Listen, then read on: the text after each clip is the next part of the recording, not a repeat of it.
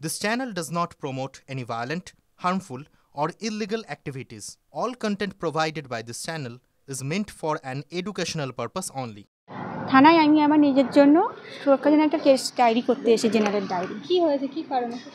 শনিবার দিন মানে আমি সেন্টারে গেছিলাম, রান্না যেরকম রেগুলার করতে যাই। দিদির সঙ্গে আমার সামান্য উনুন নিয়ে ঝামেলা হয়েছিল, আর সেই উনুন নিয়ে ঝামেলা হতে তো উনি আমার অ্যাটাক করেন একা পেয়ে। কোন জায়গায় ওটা? উত্তর মাঝে সতীশ সাধন প্রি প্রাইমারি স্কুল। অ্যাটাক করে মানে কি করে? উনি আমার মানে ফোনটাকে প্রথমে ভাঙতে গেছিলেন, আমি ফোনটাকে বাঁচাতে যেতে ওড়না ধরে আমায় টেনে মানে আঘাত করতে যায় পেটে, ঠিক আছে? সেইটা আমি ওড়নাটাকে ফেলে দিই। হ্যাঁ, আমি 7 মাসের প্রেগনেন্ট। হ্যাঁ, আর ওনাকে আমি আমার নিজেকে রক্ষা করার জন্য ওড়না ফেলে দিয়ে বাইরে আসতে যাই। যেহেতু আমি একা ছিলাম সেই সময়, ওই হাতটা ধরে মানে আসতে দেবে, চলে এসেছি আর হাতে আমার মানে জোরেই কামড়ে নেয়। আমি সেটাকে কোনোরকম ছাড়িয়ে সামনে গেটের সামনে এলাকাবাসীর কাছে দৌড়ে আসি। এলাকাবাসীরা আমাকে হাতে বরফ দেয়, ট্রিটমেন্ট করে।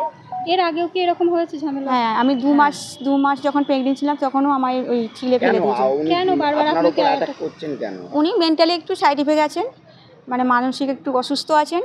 ওনাকে আমি মানিয়ে নেওয়ার চেষ্টা করেছি সব দিক দিয়ে, কিন্তু উনি তো আজ দেখুন আপনি প্রেগনেন্সি, আপনার পেটে আঘাত করতে চেয়েছে এবং আপনাকে তাহলে বাচ্চাদেরও তো ক্ষতি করতে পারিস।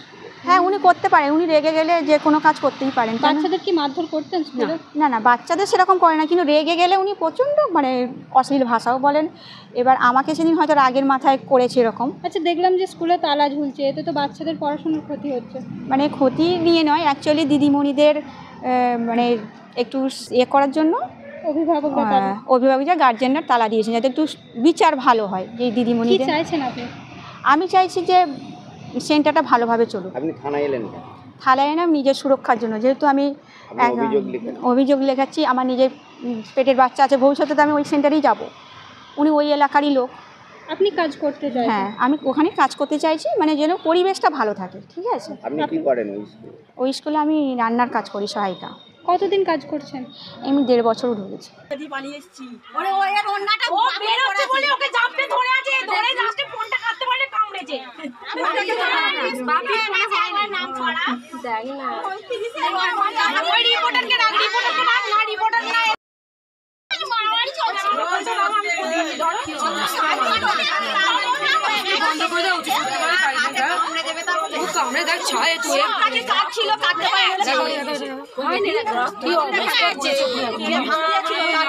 অনেক কিছু নিয়েই সমস্যা, এক খাবার নিয়ে সমস্যা, বাচ্চাদের মারা নিয়ে সমস্যা, সব কিছু নিয়ে এখানে সমস্যা। দিদিমণি হেল্পারকে ঝেঁটা দিয়ে মারতে যাবে, সে খাবার দেরিতে করবে। এক মায়েরা যদি 11টায় কি 10:30টায় খিচুড়ি আনতে আসে, তাদের খিচুড়ি আর দেবে না।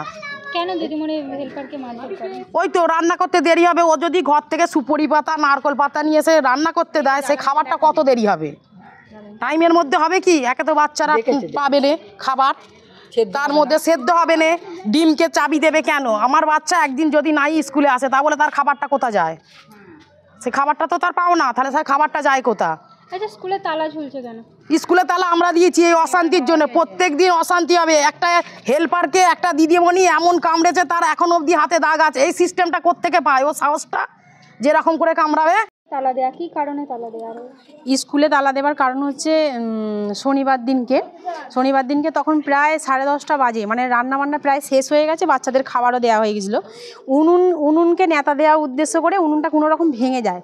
তার জন্যে মানে যে লেবার ছিল মিতালি সিংহ, যে সেন্টারের দিদিমণি, তার লেবার ছিল চন্দ্রিমা সাহা। উনি প্রেগনেন্ট। ওনাকে যথারীতি ভিতরে মারধর করা হচ্ছিল, মানে মিতালি সিংহ মারতে যখন উনি বেরিয়ে আসছেন, তখন ওনার হাতটাকে ধরে এমন কামড়েছে, সে পুরো যন্ত্রণায় ছটফট করছে এইখানটাতে। আমরা তখন ছুটে বাইরে বেরিয়ে এসে দেখি না, কামড়েছে ওটা মিতালি সিংহ, মানে হচ্ছে দিদিমণি হেল্পারকে কামড়েছে। এত যন্ত্রণা এখানটা ছটফট করছে, তখন আমরা এসে দেখি না সত্যি হাতটা রক্ত বেরোচ্ছে আর খুব যন্ত্রণায় আচার কাচার খাচ্ছে। তখন আমরা সব এখানে যত দিদিমণি মানে মায়েরা ছিল সবাই এসে বরফ দিয়ে মলম দিয়ে ওনাকে আমাদের এখানে যে মাজু হসপিটাল আছে, ওকে যথারীতি চিকিৎসার জন্য পাঠানো হয়েছিল। তারপর আমরা এখানে তালা দিয়েছি। আমাদের অঞ্চলের লোক এসেছিলো, আমাদের সদস্য দাদারা সব ছিল। আমরা বলেছি যে আমাদের 2টো দিদিকেই পাল্টাতে হবে এখান থেকে।